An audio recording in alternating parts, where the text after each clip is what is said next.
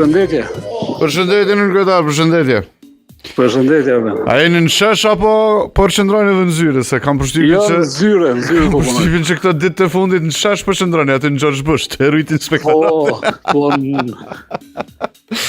Okej, ku po del tash kjo punë? Ku po shkon? Ku kam rritur? Çka do të ndodh? Punimet janë duke vazhduar sot në sheshin George Bush.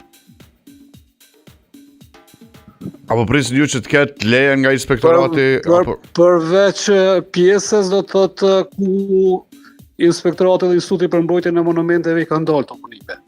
Okej. E kanë dalë gjysmën e rrugës sheshit George Bush, pjesën që ndërlidhet ka pjesa e parkingut e kryeqytetit, ndërsa pjesën tjetër punimet janë duke zhvilluar në pajtim me lejen dhe nuk ka asnjë pengesë. Mirë, çet problem kjo kontraktorit, projektorit, se ne kam përshtypjen që kur punohet do të punohet në të dy anët e rrugës, nuk e di se si do. Po, për këtë pjesën e parë ne kemi dhënë deklarimin dje aty.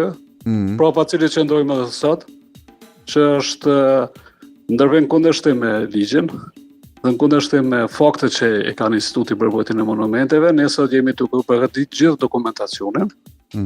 Sepse vlerësojmë që do të kjo ndërprej është në kundërshtim me ligjin, bazë një harte e cila nuk është finale, është një draft i cili është duke u punuar në vlerësimin ton.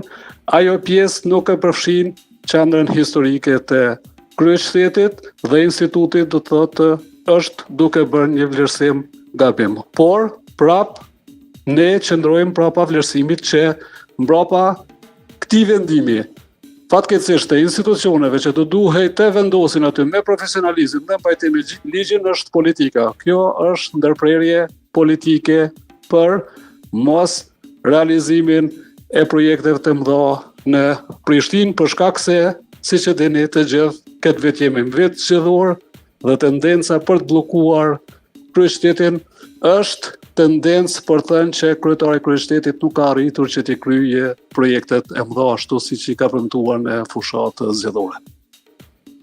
Mirë, po kalojmë pak këtë temën. Jeni në dijeni me këtë raporti me kompaninë e pastrimit, është bukur problematikë tjetër, një problem shumë i madh. Pa kompania që ka paralajmëruar që 900 punëtorët nuk do të mund të realizojnë pagat këtë muaj. Po, është duke marrë drejtoria e shërbimeve publike kryesisht, do thotë, por për këtë çështje mendoj që është mirë të kontaktoni direkt me drejtorin e shërbimeve publike sepse i ka të gjitha informacionet. Mirë, do ta provoj drejtorin e shërbimeve publike. Faleminderit shumë, nën kryetar.